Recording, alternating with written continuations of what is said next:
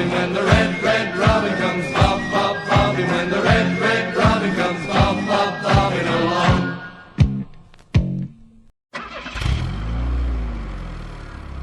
The Robin Pod is powered by Budget Tyres Auto Centre.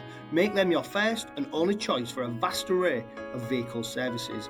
They are a reputable East Hull-based car specialist and dedicated to providing quality services at reasonable prices. And don't forget, they are trusted by the players, club officials and supporters of Hull Kingston Rovers. Find them at 146 Leeds Road and ask them about the exclusive discount they offer Hull KR Rovers Forever members.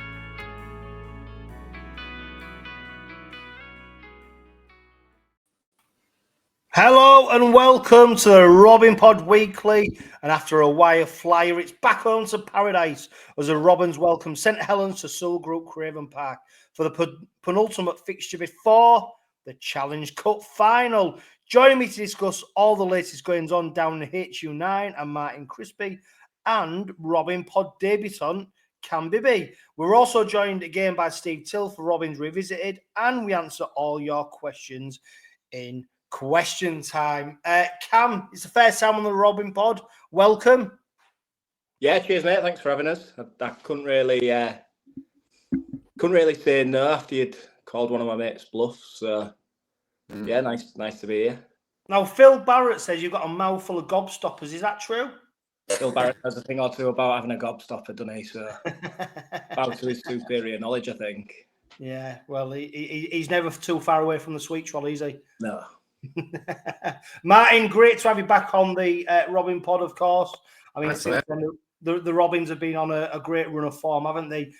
Interestingly, if we beat St Helens, I think it's our best opening, our best run of fixtures since 1966 in terms of our best start of the season. I mean, I don't think you was alive then, Martin, or I don't want to be too presumptuous. Do you remember that? Or, I'll have been one. Yeah, of course. You'd have been celebrating the England World Cup victory then? Yes, of course. Yeah. Martin, your internet connection's not so great, so I'll go to Cam, so while you sort that out. Cam, when we look at Rovers so far this season, obviously forget about the victory over Wigan. Going into that Warrington game, what are your expectations? Because we're in a bit of a funny part of the season now, aren't we? That was the 12th game of the season in terms of Super League. We're obviously coming to the Challenge Cup final. We didn't know what to expect from Warrington, although there was a host of changes for them. What were your expectations leading into that fixture? Yeah, it was odd, wasn't it? Because I think, by my reckoning, that'll have been the first time we've ever gone away to Warrington, certainly in the Super League era, as favourites to win the game. Yeah. So you kind of went there more in expectation than hope for once, didn't you? And I think, especially once they'd named their 17, there's a few missing. Yeah, I think realistically, you sort of had to go and expect us to go and turn in the sort of performance that we're used to us doing now, aren't we? We go through sort of the motions of what we do, and we do it well, and we pick results up, and that essentially is what we did. I think they're a strange side, Warrington, at the minute, aren't they? Especially like the host of people who weren't fit on Friday, who are now back in the team for next week. I don't really understand what they were trying to do last week, to be honest. To be fair, I think they're a bit of a car crash at the moment, which surprises me with the fact that Sam Burgess keeps getting linked to every NRL potential vacancy that comes up, as if Sam Burgess has suddenly got this Midas touch and can turn teams into gold, where at the moment, I mean, you only have to look at the incidents prior to the game in terms of the player who was released and who's then gone on to sign for Oldham and the turmoil that they've had there. It looks a funny old camp, and at the moment, when you look at their place in the league table, I think they're where they should be. Of course, though, Martin, the Rovers of old, when we went to Warrington, we were all, like Cam said, it was always in hope. It was never an expectation. I think we put that to bed last season, didn't we, when we beat them? And the question was, we win in the Northwest. And then we went and beat St Helens. We followed that up with another victory. But now these games, you know, we don't travel in hope. Like Cam said, it's more of an expectation. Yeah, absolutely. I mean, last year, I think that was a season-defining victory at Warrington, because I don't think we've done very well there in the past, and we really kicked on from that performance. And like Cam said last week, it was I was a little nervous, but nervous because it's before the Challenge Cup. I was going to pick injuries, suspensions. No, I didn't think for 1 minute that was going to lose. Yeah, Warrington were weak. They had a lot of players missing. But Rovers, there wasn't brilliant by any stretch of the imagination. I just think they did put on a solid professional performance.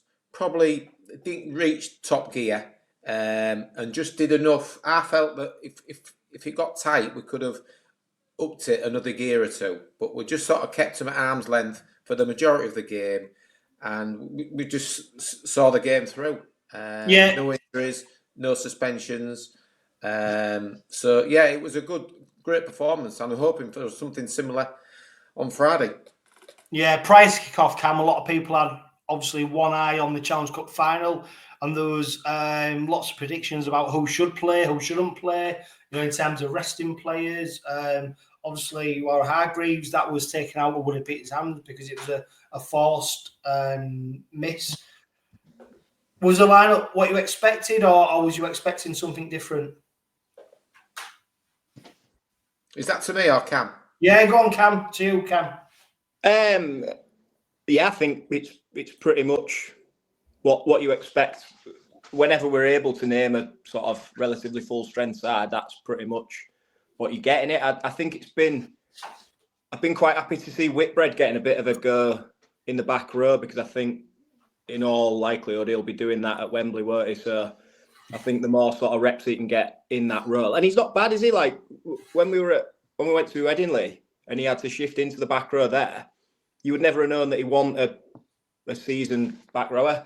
So I think, yeah, getting him there and getting him some minutes playing a little bit wider is going to stand us in good stead. But yeah, other than that, it was exactly as you'd expect, wasn't it? Yeah, and Martin, you back on? Yeah, absolutely perfect. And when you look at how the game panned out, 31 points to 12 victory over Warrington. Half time it was 14 points to 6. Rovers running in some fantastic tries. The Rovers do a really good job at the moment of keeping teams at arm's length. So it looks like the opposition are in the game. In reality, they're not, because Rovers are able to then step up, kick on, you know, change a different gear. And this is another performance similar to the Challenge Cup semi-final victory over Catalan, where, yeah, Wye were in the game, but was there really? And I think this is a real trait of the Robin side at the moment, how they're able to really go for the jugular when it presents itself. You know, I think that's been a story for about the last month. They've just seemed to be just doing what they need to do. Not going crazy. Like you say, keeping teams at arm's length, and being professional. I think Wembley's been in the coming up, and it's been on the players' minds. Perhaps it's a difficult one with the players, and it's going to be interesting on Friday to see what team. Me personally, I would go strong after what happened a couple of years ago. I think it's important to keep that momentum going, keep players sharp. Warrington are going to go into that game cold. There's going to be, I don't know how many players haven't played for 5, 6 players who's going to go in that game without playing for a few weeks. You know, is that a good thing? Personally, for me, no. I think Rovers are going to be battle hardened, and it's important, I think, to try and keep that going on Friday. Yeah, you run the risk of injuries, suspensions, but if you think like that, you'd never feel your strongest team. You've just got to go for it. Yeah, Cam, it was Jack Broadbent who came with the first try of the game for the Robins. I mean, we was talked so fondly of him on the Robin pod in terms of his versatility and what he brings to the side. Effortless try for him, really, wasn't it? You know, he's become so used to either stepping back inside or being able to run the line. He's got a bag of tricks that he can just put out there, and another try for him. And he's a player now that when all the players are fit, Cam, it's a big question mark over where Jack Broadbent then fits into the side, isn't it? If you look at how we lined up for the starting game of the season. But there's no doubt at the moment, Jack Broadbent is absolutely imperative to the side. He isn't like you say, when we are fully fit, you would struggle to find somewhere for him, but you would find somewhere for him, wouldn't you? Like, I mean, to be fair, he was brilliant in the semi against Catalan, and he didn't let us down at all playing full-back in any of the earlier games. But when Morg is there, I do think he takes us up another level. And same with Gildart, when he's fit and firing this season, he's been faultless, hasn't he? But then, so was Broadbent. So, I mean, I think he was getting a spot on the bench, wasn't he, when we did have Morg and Gilly both fit. So, yeah, it's a nice problem to have, but you'd find somewhere for him, wouldn't you? He slots in. He's well worth his place at the minute. You couldn't justify him not getting a game. No, and when you look at the side that did line up, I mean, there was a lot of talk, wasn't there, about Cam, the players that Warrington were missing. You know, Sam Powell, George William, Matt Sneed, Vaughan, Ashton. People forget as well, Cam, how many injuries the Robins had going into that game. It wasn't exactly like we was at full strength. I was totally, every player fit, available to play. And I think that is absolutely credit to the players at the moment, Cam, in the way that whoever's the next cab off the rank just fits in, slides into the side, and you're almost like not noticing. You know, I look at Noah Booth as an example, how he's just fitted into the side, you know, top of the table, and he's just come into the side. And this is something we've spoke about previously, about how the best time to put younger players into the side is when you're doing well. The Robins, we've had to put young players into the side years gone by. You know, you look at the last 15 years, out of desperation. And it's been a problem that we've had where we've been calling on supporters, yeah, we want these youngsters to come in. Don't get me wrong, Noah Booth isn't necessarily probably the best example because he's not come through the academy. But if you are going to blood somebody who's an experience, you do it when you're doing well. And that's what St Helens and Wigan have done for a great number of years. That's what Leeds did before. When they was at the top of the game, they was able to bring these kids in, and then they propelled them, and they had a long career at the club. And hopefully, we're now starting to see a glimpse of that coming through, Cam. Well, like you've got a perfect example of that on with the two teams we played last Friday, haven't you? I mean, I know Bill Leyland's been injured. Well, was injured last week, but look at how Bill Leyland's been slotted into Rovers' side compared to his brother going over and filling in for Wire when they've sort of come into the season a bit under strength and they've chucked him to the Lions, and he's getting slagged off from pillar to post anywhere, whereas Bill Leyland's come in and had little cameos, and you don't. There's no noticeable drop in quality in what Rovers are doing, is there, when he's on the pitch? So that'll only help boost his confidence going forward. So yeah, I think definitely we're doing it the right way, aren't we? And then Friday's another opportunity for someone like Aribi Doro to come in and have a crack, and Leyland again to hopefully get a bit more of a kick of the ball and give him a chance to kind of run the game a little bit. I mean, I certainly wouldn't be playing him from the off, but yeah, I'd hope that he'd get a few more minutes. We'd get to a position where we can maybe give Jez a bit of a rest because he'll be vital in a fortnight. But yeah, you can't. There's not a lot you can pick holes in with what Peters does, is there?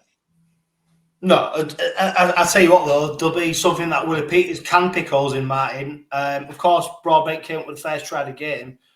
The first Warrington try of the game won't please Willie Peters whatsoever, will it? We saw Curry with a great pass, and then we saw Russell go over for his first try of his professional career.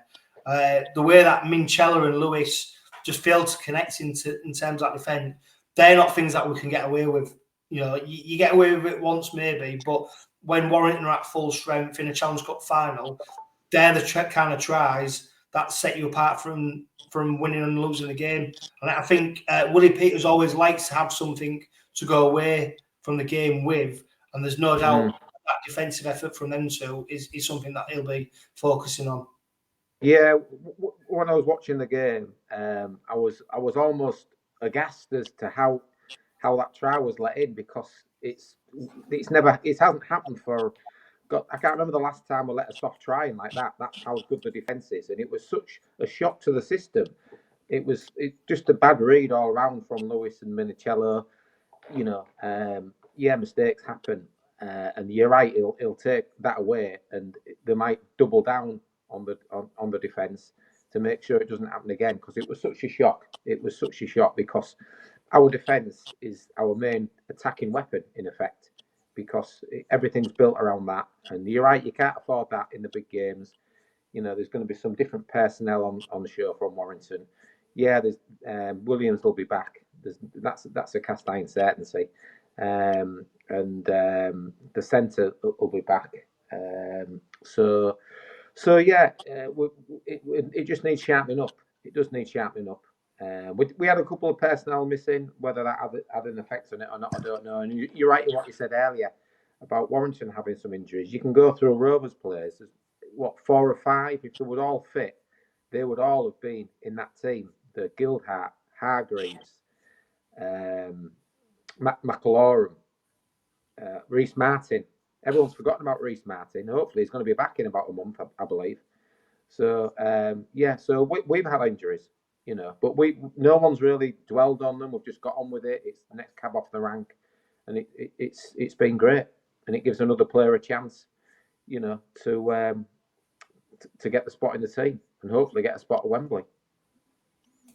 Yeah, Cam, we followed that try up with tries from Davis and Mikey Lewis, and at half-time, 14 points to 6. In terms of scoreline, it looks pretty close, doesn't it? But in reality, was you fearful of that, like Warrington coming back? Because for me, it felt like once Rovers was in front and they put a couple of scores on them, they was never going to come back. And I think, is that arrogance? I don't know. Like, because I'm so used to seeing this side now just nudge themselves in front and then back themselves in terms of defence. And I think even at half time, a little bit like the Huddersfield game when we was only 4-0 up, I was never in doubt of the result. And even at half time against Warrington, I was never in doubt. I just thought, we're going to kick on from here. And I think it's, don't get me wrong, Cam, it's an unnerving position being a Rovers supporter, being in, you know, you're always checking yourself back about games gone by, years gone by. But I just thought there's only going to be one winner from this at half time. Yeah, I think that was sort of, you get like a bit of a vibe from the crowd as well, don't you? And like going down onto the concourse at half time, everyone seemed pretty assured that we were going to get the job done. I mean, we've scored first in every single game this season, haven't we? We've never gone behind to 0. And we just we never look hurried or panicked, do we? I think that try that they scored he's hit a decent line, but he's not very good, Dan Russell, is he? You really shouldn't be letting players of his calibre sort of just waltz through your defensive line like that. And that was almost like the wake-up call that they needed to frame themselves a bit, wasn't it? And then, other than sort of slightly later on in the game, they never really gave him another sniff, did they? I think they had a lot of play balls in the 20. But... After second half as well, it was Rovers have scored again. I mean, Burgess at the moment, he can't wait to get on the end of a pass, can he? Whether it's he's running close to the try line, whether he's running from 30, 40 metres out, he is absolutely sniffing these passes out. And Michael Lewis is, at the moment, putting him on a plate for him as well. I mean, that miss-out pass for Burgess going for the try. Also, I mean, what I will say is I think Lewis Wing for the reserves, which was a fantastic result for them, 26 points to 25, victory over Warrington, and they played as a precursor to the game. The Lewis Wing try, the Joe Burgess try, was absolutely almost identical in terms of the finish, in terms of going in at the corner. But the pass from Lewis to miss out the man, and I tell you what, any kid who's listening to this, about if you want to score a try, run onto the ball with pace and power. It's amazing how far it gets you. You know, if you stand still and catch the ball, don't be surprised when you get tackled. And Burgess, every time, Cam, the lines, like we saw against Huddersfield, the lines he's running, he's an absolute finisher at the moment. And there's no wonder he's been talked about the England team as well, you know, and whether he's a possible selection for the Ashes series. Yeah, well, they're both brilliant, aren't they, at the minute? I mean, everyone, I think, was concerned when all went back to Leeds. Tom Davies has come in, and there's no one in the world would swap him back for Ryan Hall now, would they? But Burgess, like, he plays the game in such a brave way, doesn't he? Whether it's coming out of our own end, sort of getting up and taking high balls or going in the corner. There's nothing really that you could pick fault in with his game at all. But the pair of them they're both hungry for work all the time. They both get us off to great starts in sets. And if they get half a chance, they put it away, don't they? They get it finished. There's not two better wingers in the league. Yeah, and I'll tell you what, Martin, we're going to laud Burgess. There's no way we can't not mention 𝗵𝗂𝗀𝗃𝗂𝗀. I mean, the next try of the game, that fantastic break from 𝗵𝗂𝗀𝗃𝗀𝗀, and then he follows it up. Then he has the pass on to 𝗂𝗃𝗃. 𝗂𝗃 goes in for the try. 𝗵𝗂𝗃𝗃𝗀𝗃, what a fantastic run of games. He had 46 games consecutively played before he was rested. A well-deserved rest, no doubt. 𝗵𝗂𝗃𝗃𝗀𝗃, he's just a player who's absolutely Rolls Royce at the moment. Just so consistent. And do you know what, Martin? He looks so happy, doesn't he? Oh, God, yeah. So happy playing in this Rovers side. He talked after the game, after the victory over Warrington, about how happy he was being at the Robins, how his family had settled, how they're enjoying it. And you see that out on the pitch now, because he's just a player who played with a smile on his face. He's a tough player as well. He's not just someone who's an attacking threat. He backs up in defence as well. But, you know, that break from 𝗃𝗂𝗀𝗃𝗀, the way he followed up the play, you know, absolutely fantastic try. And when we're talking about Burgess, about his threat, 𝗵𝗂𝗃𝗂𝗀𝗃 just Mr. Consistent at the moment. Yeah, he's been outstanding. He's been absolutely outstanding. Him and he's probably arguably the best centre in Super League. Him and Wardle, they always sort of mention them in the same breath, don't they? They're the best centres. And like I say, consistency, coming out of backfield, they taking the ball out of backfield. When the wingers take the first couple in, then he comes in for one, and he's always making yards. He's always making yards in contact. And then he does the good things well. He makes the hard things look easy. You know, that pass at pace and things like that to May inside to go. You know, when you're running at pace, you know, it makes it look easy. And his consistency is fantastic.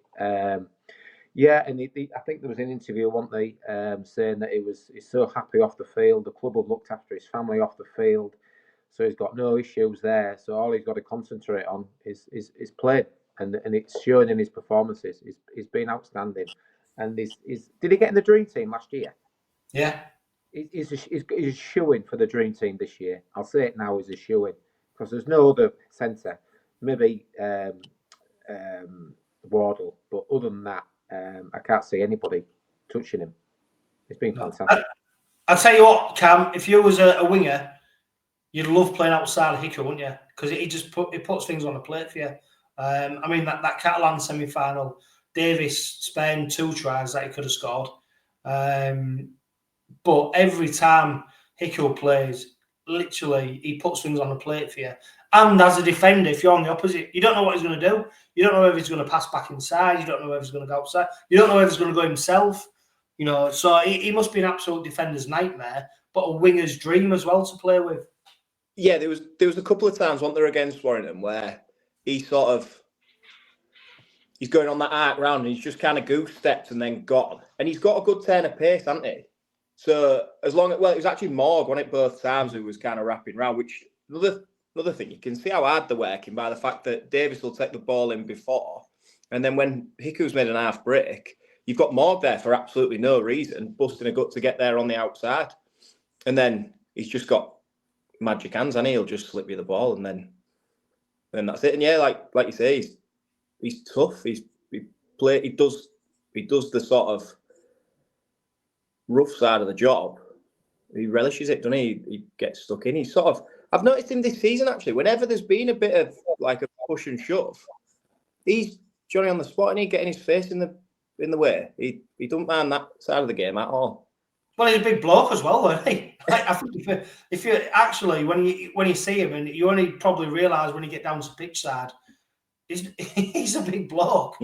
He's tough, so no wonder he's getting in the faces. The Mikey Lewis drop goal, Cam, for me, that was no accident. That looked like it was something he wanted to do in terms of maybe Wembley. You never know what might be around the corner, and the fact he nailed it, I think, was a deliberate. He didn't have to do that. They could have played it out. I just thought, for me, that was an opportunity for him to have a go and see what he can do. And I think maybe it wasn't an accident, because there was no need for him to go for that 1 point at that stage. We hadn't seen at any point this season where he's done that. So I did wonder to myself, is he just having a go at the hooter just to see if he can do it? And actually, he bloody nailed it, didn't he? Without doubt. Yeah, I think when you've got Mikey Lewis doing the good things that he doesn't actually need to do, that sort of have no real benefit, he's just doing them because he can. That's when you've got him in the mood, isn't it? That's the best version of him. Yeah, and Martin, I tell you what, defensively, what an effort. They had 32 players of the ball in our 20 metres, and they only came up with 2 tries. I mean, opposed to us having 19 players in there. But it just shows you how they back each other up in terms of defence. Every time. Do you know what? It's a side that relishes defending. They actually celebrate and almost enjoy shutting the other side out more than they do them scoring a try. And that's a great trait to have. Oh, yeah. Well, we haven't got the best defensive record in the league for no reason. Obviously Peters is big on that. He's brought that over from Australia. And it's our form of attack, innit? We attack on the back of our defence being so good. It can be so brutal at times. A little shout out to going back to Warrington, Tyrone May. I thought it was outstanding. He don't get the plaudits sometimes because he's a strange type of player, isn't he, Tyrone May? He sort of drifts in and out. He swans about. He doesn't seem to break sweat, but my word, he was outstanding. And he was brilliant, and got a nice try. He actually run 20 or 30 yards, which is unusual for him. But his offload and his passing, his distribution, and his defence as well. He's a defensive standoff first and foremost, and that's why Peters likes him. But the defence as a whole has been fantastic. I just hope we can, whether we can tie him down another year with the Vegas coming up if he fancies it. Does May? Something's going to happen. Something will have to happen regarding that, Johno, shortly, I think, because it needs putting to bed, doesn't it?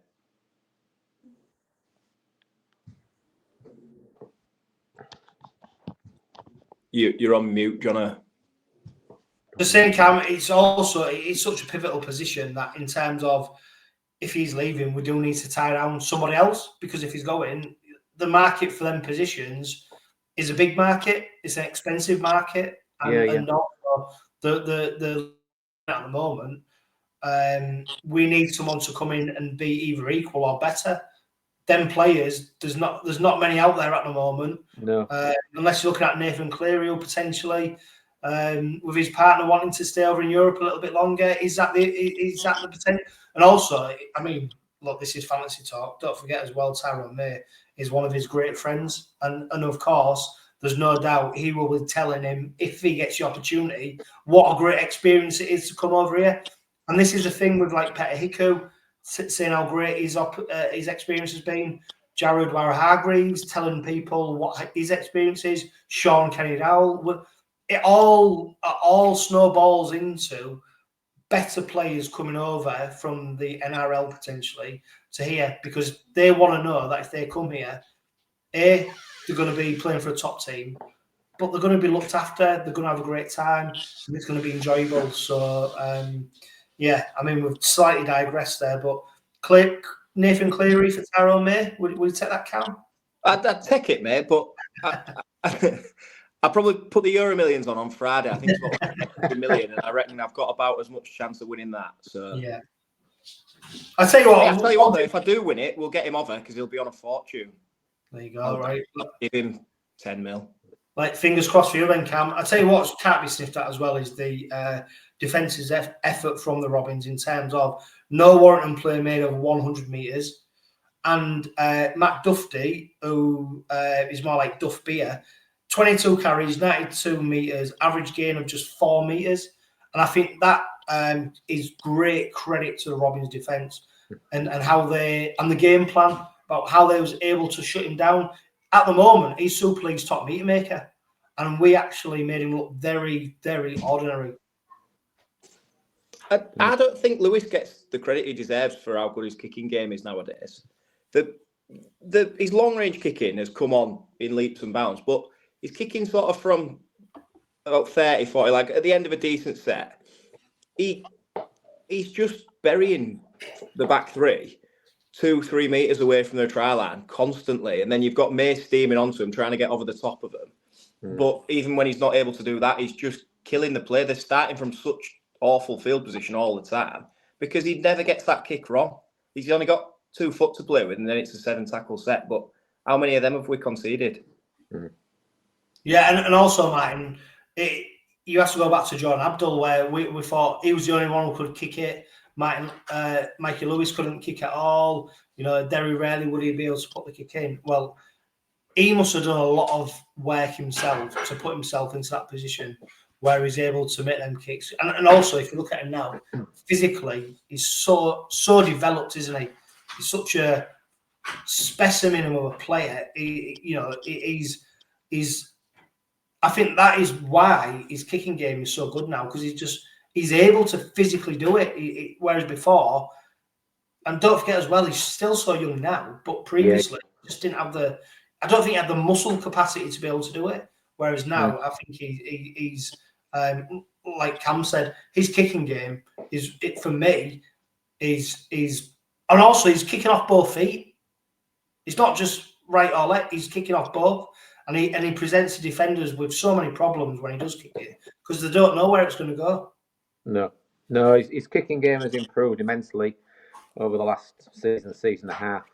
Like Cam says, you know, kicking to the corners, keeping them penned in, you know, 5-10 metres from their line, and then we attack them with our defence, and the opposition are just smothered, and they struggle to get to the 30 by the time they come to the last tackle. So yeah, his kicking has been great. His kicking, goal kicking as well, has been good when called upon. You know, in the semi-final against Catalans was good. He's going to be called upon at Wembley to do that again. That has improved, you know, over the course of last year and this year when called upon. He is, and he's got a great showing his strength. You mentioned his strength and how well he's built. His try he scored where he shook off a couple of defenders, swatted them off, and when he's in full flight, 10-15 metres from the line, there's not many people can stop him, and that's forwards or backs because he's just so strong, and he's got a low centre of gravity as well, so it makes it even more difficult to stop him. You know, so yeah, he's been outstanding. He certainly put the work in on the kicking front. Yeah, 100%. Cam just saying on Michael Lewis, there was maybe a little bit of an issue in the first half, wasn't there, where he came and in back play, the Warrington player kicked it, and then Michael Lewis just left a little bit on him, and people were wondering whether it'd be something that the match review panel would pick up on. Thankfully, it didn't. But it was just at that time, it was just something quite unnecessary. Didn't need to happen, and that's just that little bit of a question mark that still hangs over Mikey, isn't it? That he has that little bit of dog in him still, which is great, but. I mean, that play, for instance, was so unnecessary. Yeah, he'd had a bit of handbags with Duffy in that when he was square marking at the tackle before, hadn't he? And then just like I don't know what the point of it was. He just sort of hangs one on Ratchford, doesn't he? And then he knows as soon as he's done it what he's done. There's now in it. He's never going to do him any damage or anything. So it would have been outrageous for him to get banned for it. But you did stand there in the ground and think like, Christ, don't slip back into this. Like, it's been ages since you've done out like that.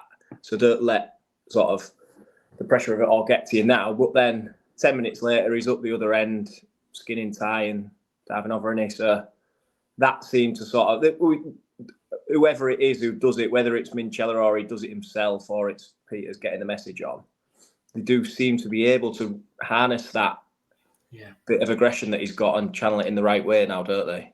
It's a great point, Cam, because ultimately we've seen a couple of seasons gone by where it wouldn't just be that. It was then the next thing. And then before you know it, we've lost him. Whereas now, you know, he responds and he's got a good team around him. We're going to talk more about Michael Lewis later on because we've got a question that's coming on question time. Before, though, we do that, and before we talk about St Helens at home on Friday, we're going to bring Steve Till in for Robins Revisited.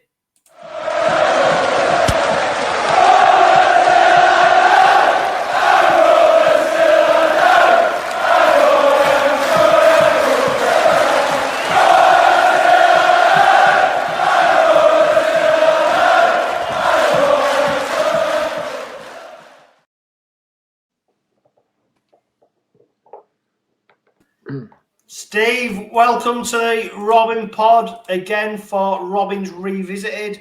Of course, we take on St Helens on Friday night at Sewell Group Craven Park. I'm always interested to know where you're going to take us back to. So take it away, please, Steve.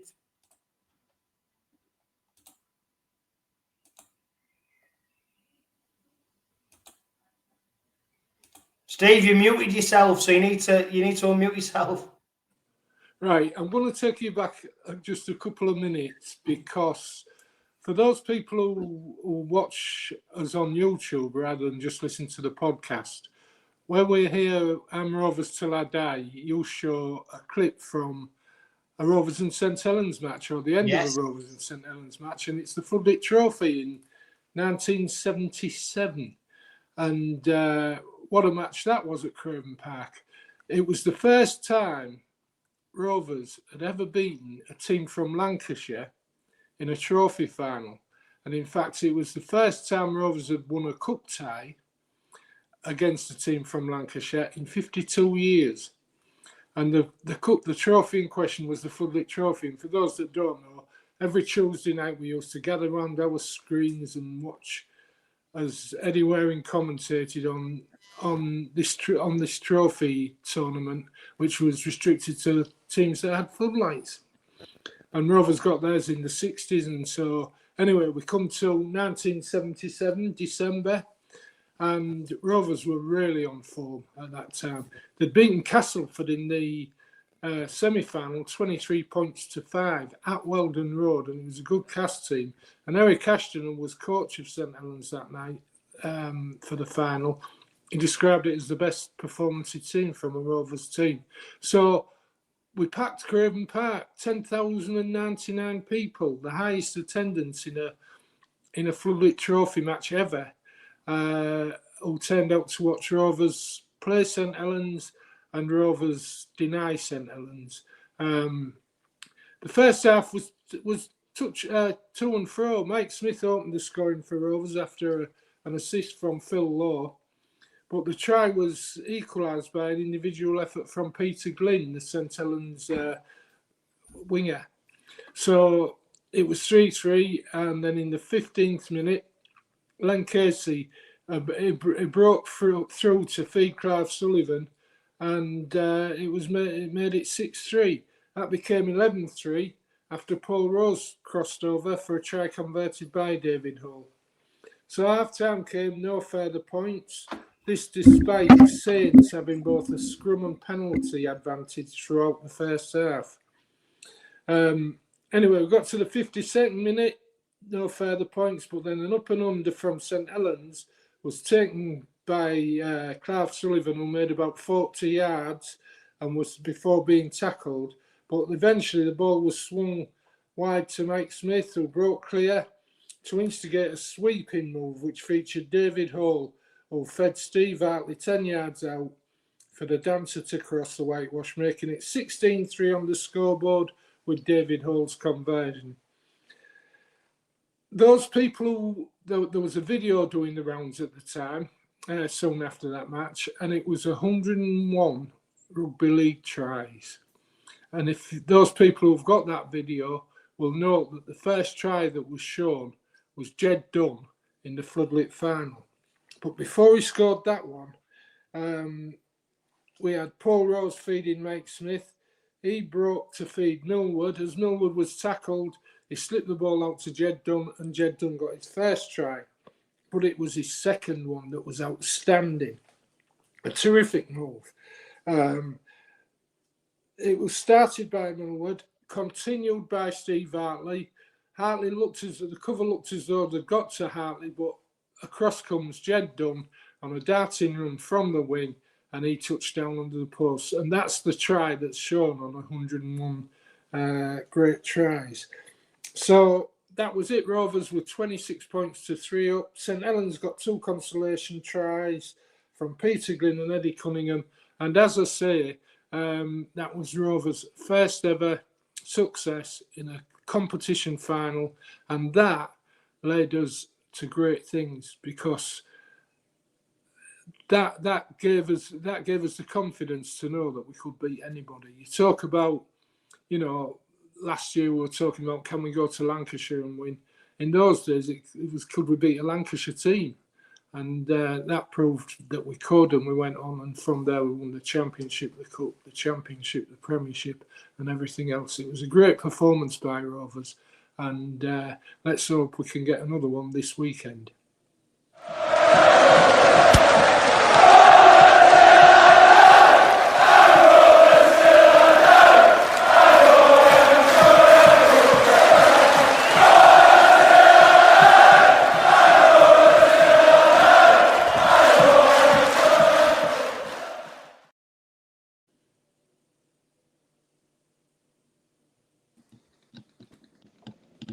I'll tell you what, Steve, I'll keep you on for the rest of the podcast now, because I'm always interested to get your views and opinions. Cam, round 13. Can I just interrupt you there, Johno? Can I just say, first, I've been watching the whole show, and I just want to go back to that Warrington try we talked about that Russell scored. I'd followed Duffy throughout the match. I watched every move he made. And just before that try, Duffy had gone left. He'd made a move to the left, and then suddenly he came to the right-hand side. And as he came to the right-hand side, you could see Rovers' attention being taken by Duffy. And that, because of the angle that Russell ran at, both Minchella and Mikey Lewis were watching Duffy. And of course, they missed the angled run from Russell. Just a small point, but they put it right in the end. Yeah, and something they're going to have to be aware of in the Challenge Cup final. Play Cam, round 13 we take on St Helens, but it's not just a normal fixture against St Helens, is it, Cam? Because of course we've got the Challenge Cup final following that. Are you expecting Willie Peters to put his strongest available side out? Not quite. No, I don't think so. I think Broadbent will get a rest, and I think Dino will get a rest. Just with what happened with the disciplinary on Monday, I think Adley's now sailing too close to the wind, isn't he? For such a big game, for him to pick up 1 point, and that's him done in it. And then Broadbent, where we have got the cover of.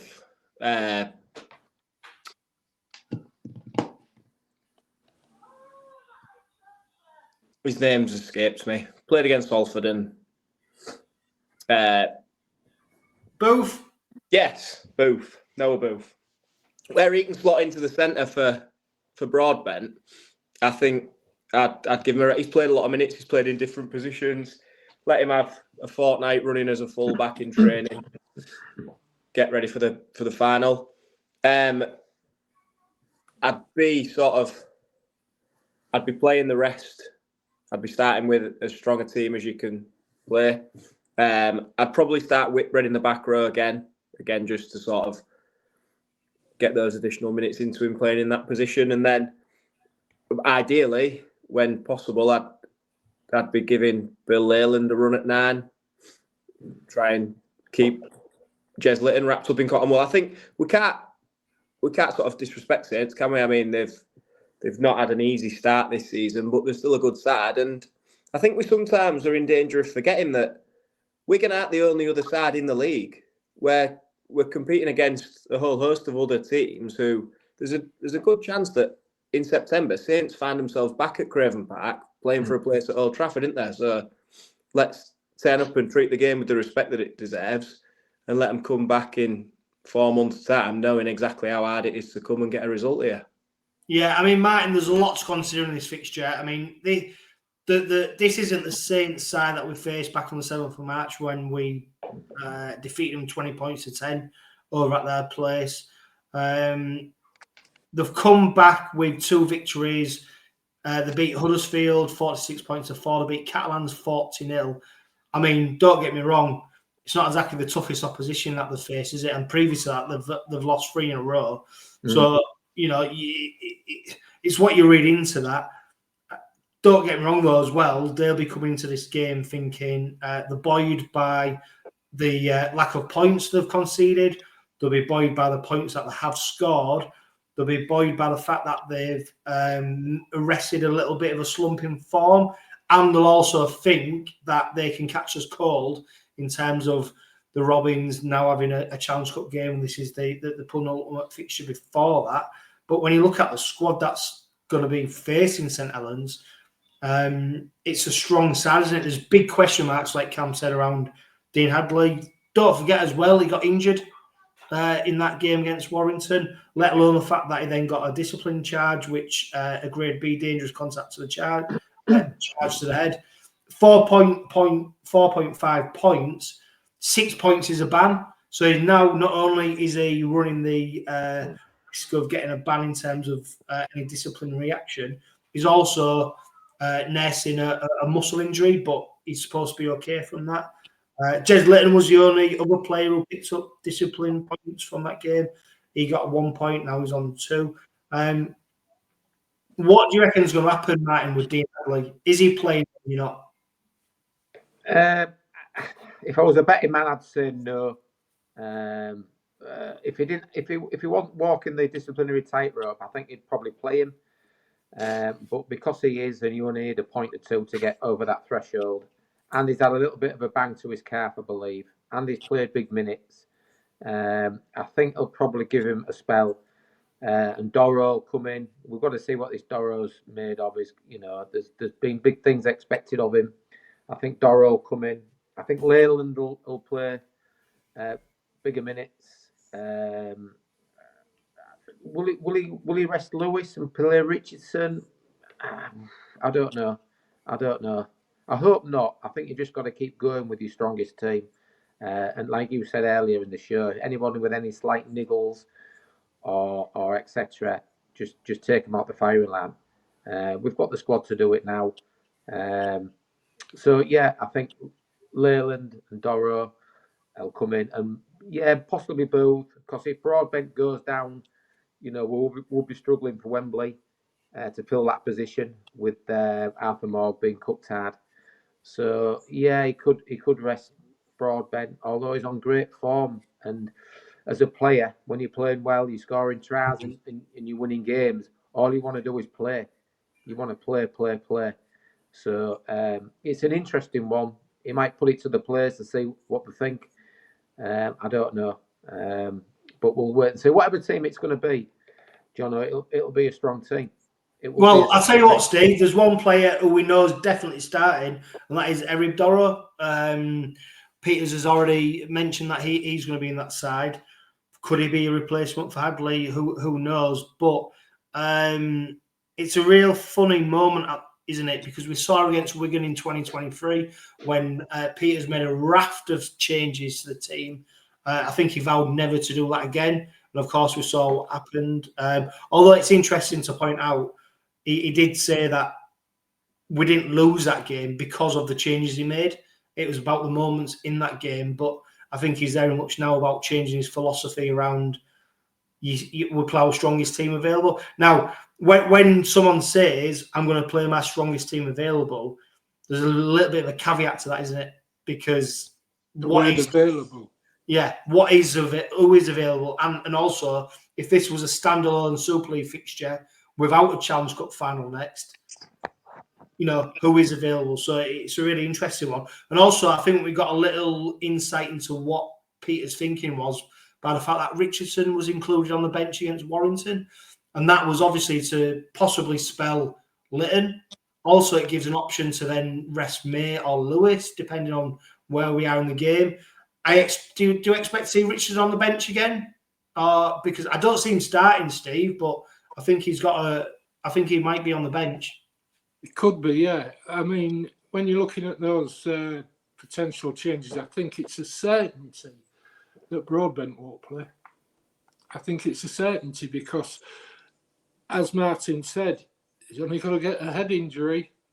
Any of them have only got an HIA, but the fact is that he's the only fullback, or is the best choice for fullback, shall we say?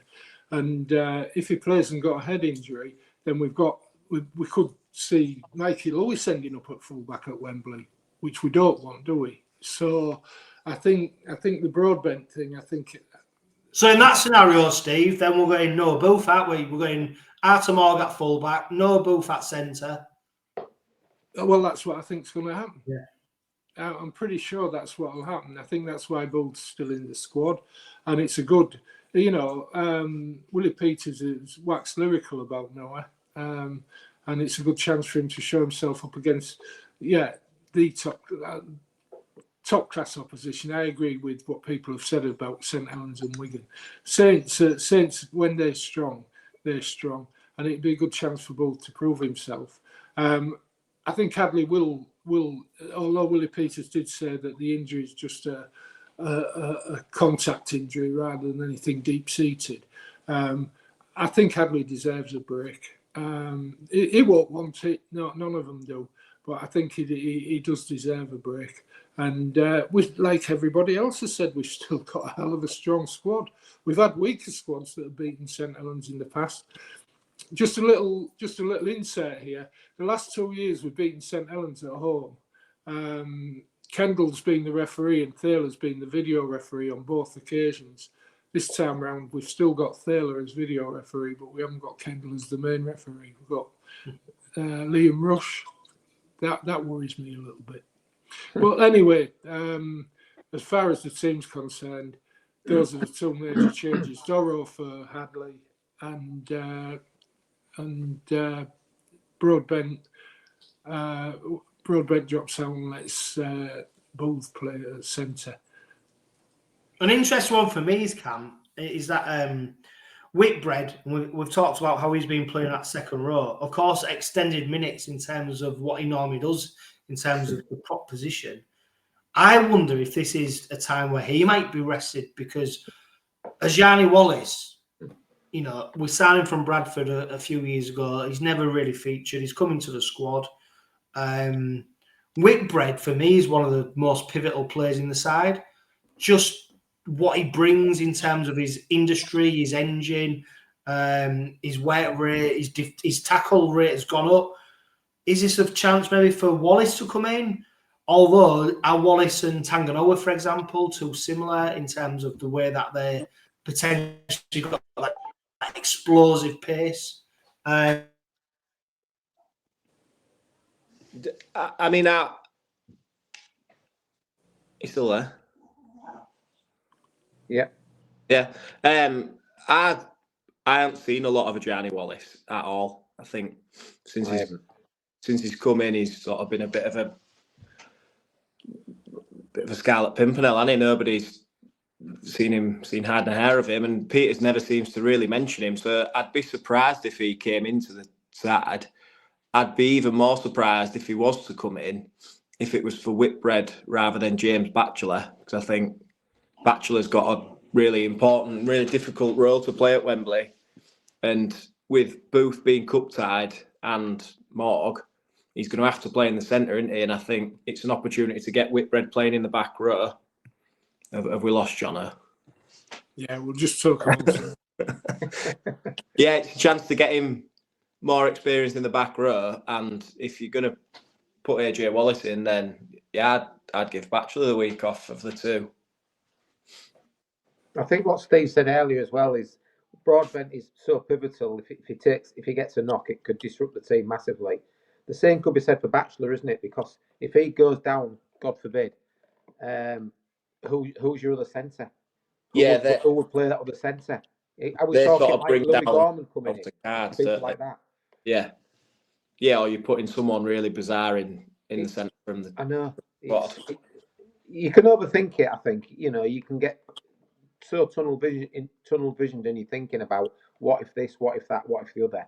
I think you've just got to trust in the process. And these players we're talking about, Whitbread and Batchelor, the tough, durable players.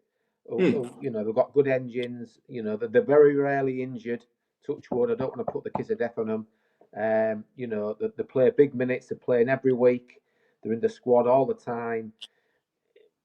Yeah, there's arguments all around it, what you can do. And like you said, that A'Jai Wallace, I've never seen him play. I think I've seen him play once for the reserves. Yeah, whether he's got what it takes to play at this level, I'm not sure. I know he's in the squad, but I'm not sure. I think without sort of being disrespectful to him, this must be getting on for his 50th game week as a Rovers player, and they've not been falling over themselves to put him in. So, no. What does that say? Yeah. I think I do think that Broadbent and Batchelor are the two that kind of, I suppose 𝗂𝗂𝗃 as well, but they're the ones. You could go through the whole team. Yeah, they're the ones where the knock-on effects are massive, aren't they? Yeah. 𝗂𝗂𝗄's had his break, hasn't he? He had that break, and they don't want to be pulling too many people out. This St Helens match is still a key match. We stay top of the league. We beat St Helens. We're gonna have got. I think have Wigan got Catalan? No, Wigan have got Salford. Oh, Salford. Well, that's even worse, isn't it? God knows what the bookies are handicapping that one at. So we're going to gain points in the points difference column, and so we want to win this game. Otherwise we go second in the league. It's as simple as that. Yeah. I tell you what, guys, what a great job you three have done. Where have you been? My laptop decided to turn itself off at the worst possible time. So, Steve, Cam, Martin, what a fantastic job you've done, which needs me to, after you three probably been waffling on for too long, to bring us to...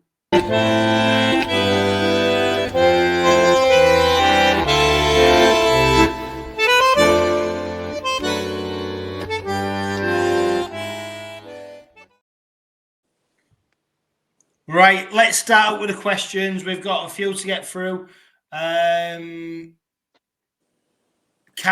I don't know, I'm asking you this because you've got no idea whatsoever. I heard Martin and Mickey, Reece Martin and Mickey McAlorum ahead of schedule and being kept quiet. Any news on them? Well, Peter's mentioned them, didn't he, during the week? And to be honest, if anything, it sounded like Martin, at least, might actually be a little bit behind where they hoped he'd be, didn't it? They were targeting the Waker game, weren't they? And then Peter seemed a bit non-committal on that the other day. Do you reckon it's a bit like a Trojan horse? Like, the longer you keep people guessing, the less you don't know when they are going to come back. Well, he should just come out like Sam Burgess has done and say, oh, well, we found this new approach and he's doing real well. And actually that 10-week injury is now only a 7-weeker. Just come out with a different way of saying that they're just going to needle him up to the gills before the game. Well, Max need. Yeah, him as well. But I did hear about Mickey McAlorum a couple of weeks ago. I heard he's ahead of schedule, and there were whispers that he might be ready for Wembley, but I don't think you can put him in at Wembley. Stranger things have happened. Next question. Jules, she asked on Instagram, how's everyone's nerves for next week holding up? Is everyone ready to shout louder than ever? Martin, are you nervous? I'm a bit funny. I'm not that nervous. Yeah, I'm nervous. I'm not as nervous as I thought I would be. I'm just trying to convince myself that typical Rovers supporters, oh God, what if this, what if that? But I'm sort of trying to convince myself that we are the better side. We are the better side. We've got the better players, we've got the better team, we're the better side. And if we just play to our potential and just go through what, you know, the process is what Peters puts in place, we should win this game. We should win this game. But it's Wembley finals, isn't it? Funny things happen at Wembley. Nerves, sin bins, injuries, you know, and you start overthinking it and you start getting real nervous. But I am going to be nervous, but I'm quietly confident that we are the better side. We are the better side. I think we'll win. We play to our procedures exactly as we have been doing. We strangle the teams. They're going to want to throw the ball wide. They showed it last week that they wanted to throw the ball wide early. But if we play to our procedures, every man gets his defence correct, we'll strangle them early on. And you can have all the sneak kicking you want. And, you know, Williams won't be fit. He'll turn out. But we put a player out back in '86 that had a hamstring injury. And look what happened there. We got beat. It cost us the game, perhaps. And I think that Williams, while he, you know, you can say he's had all this treatment that the Leinster Rugby Union Club have devised. But will it work? And I'll tell you what, a place to be found out is Wembley. Yeah, I'll say what. We're heading over to Facebook now for the questions, and I love Facebook because you get questions like this. Well, it's not even a question really, and I'm guessing he must be. Well, I don't know who he supports because it's not even full sentence. It's play you full team plant pots donut. So I'm guessing that's donut. Want no excuse if Saints beat yous clowns. That's a Wigan fan. That's definitely Cam, you must be able to decipher that.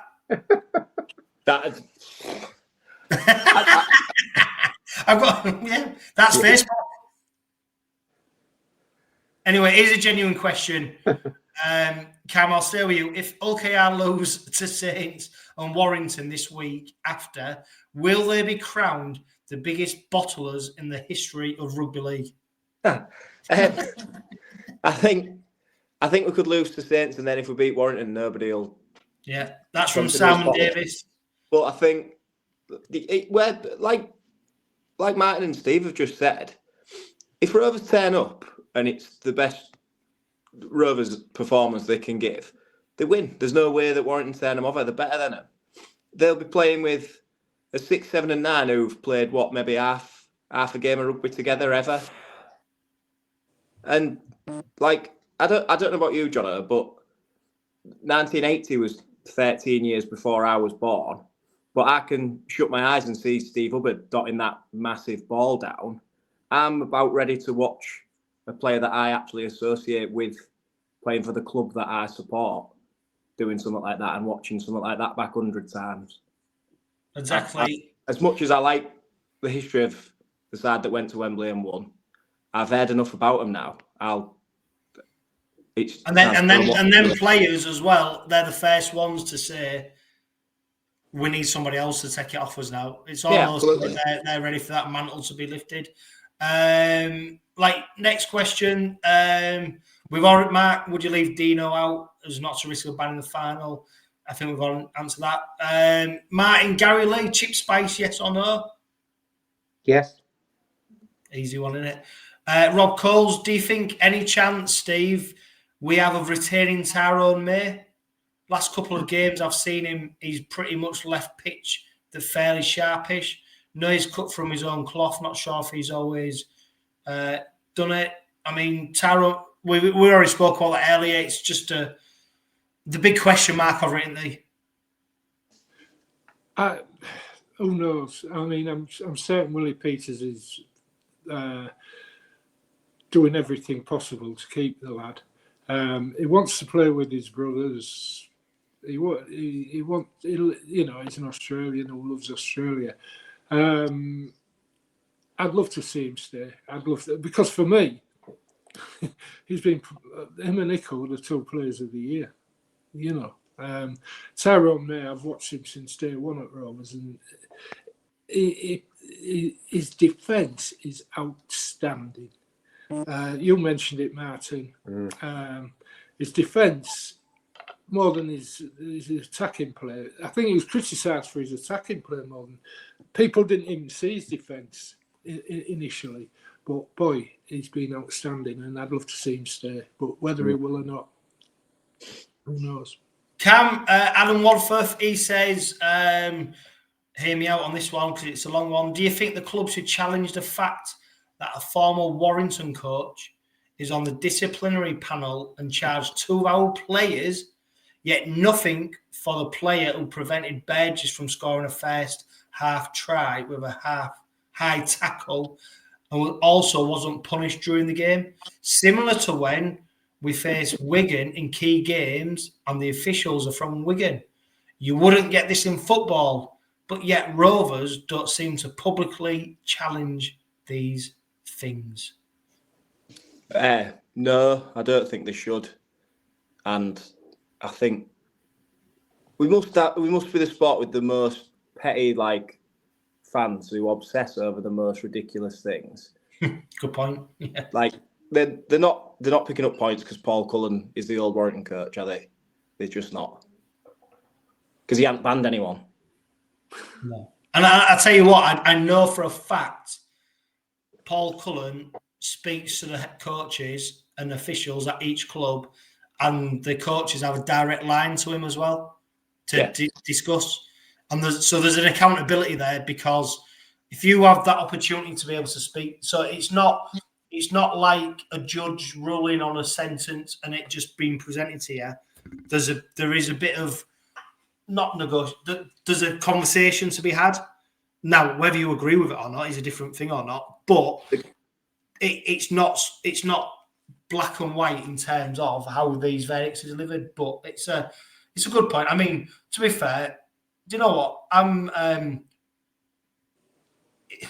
get sick of. It's more social media than real life in terms of Martin. Do you know when? Oh, we've got so and so. They're going to give. You know, I think some of our best officials are actually. I think Kendall's good. I think Kendall showed in the quarter final cup tie when we played that lot. I think Moore's one of the best ones. I think, though, what the problem is, and this is what Super League struggled with, is there's clearly a top-level group of referees, and then there's everybody else. And I think what we've not got is that real consistency of every match official in every game being at the same level. And I think that's a challenge for Super League and in terms of the match officials. Yeah, I agree. I'd like to see if they can sort of tempt ex-players to get more involved. Well, we might as well get Sam Tompkins in, because he did it on the pitch for while he was playing. So it's not that much of a shift, is it? Yeah. But ex-players are in the judiciary. They're in the MRP. They look at the videos. They're the ones that are studying the videos. Maybe the fourth official, Steve, when it goes to video ref and things like that. Because a lot of the things, it needs a little bit of common sense, and players can relate to what's gone on in that incident because they've been there and done it, where the likes of the fourth official, who's the one who just commentates himself for about 5 minutes, is just retired as a referee. Fairley. And oh my God, he just talks and repeats himself, and I don't think he's ever played the game. And I just think if you get ex-players involved in that aspect of the game, I think it'll speed it up, and I think you'll come to a decision from a player's perspective, because they'll have probably experienced what happened in that situation, and bring it to a decision. Whereas Thaler, he just drones on and on. And he's never played funny story about Thaler. After the York semi-final, obviously we stayed in the ground, clapped the players, and then if you was there at the game, people remember the big Marks and Spencer food hall that was outside. So we're just walking around the stadium, literally probably 15 minutes after full-time hooter. Ben Failer's walking in his full RFL kit with his bags for life under his arm, marching to Marks and Spencer's to do his big shop. Yeah, but if you remember that game, there was no video ref. That was the round where there was no video referees at any game. And didn't the game flow? And didn't the game? Good. It lasted maybe 85 minutes instead of an hour, 2 hours, as it often happens with Ben. And I think that showed exactly where we should be. We should go back to no video refs. How about that for a controversial input? Well, let's leave it on that one still. A huge thanks to Steve for Robins Revisited. Cam, thank you for making your Robin Pod debut. Martin, thank you so much for joining us. Pleasure. Once again. Next week, we have got lots. We've got a bumper Robin Pod because there's so many people who want to get on for the Challenge Cup final preview. It's going to be a magnificent week. But before then, of course, don't forget we've got St Helens at home on Friday night at Sewell Group Craven Park. If you go in, be loud, be proud, and make sure you get behind the Robins. Singing a song. When the red, red robin comes bob, bob, bobbing. When the red, red robin comes bob, bob, bobbing. When the red, red robin comes bob, bob, bobbing along.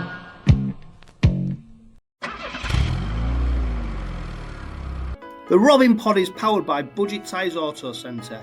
Make them your first and only choice for a vast array of vehicle services. They are a reputable East Hull-based car specialist and dedicated to providing quality services at reasonable prices. And don't forget, they are trusted by the players, club officials and supporters of Hull Kingston Rovers. Find them at 146 Leeds Road and ask them about the exclusive discount they offer Hull KR Rovers Forever members.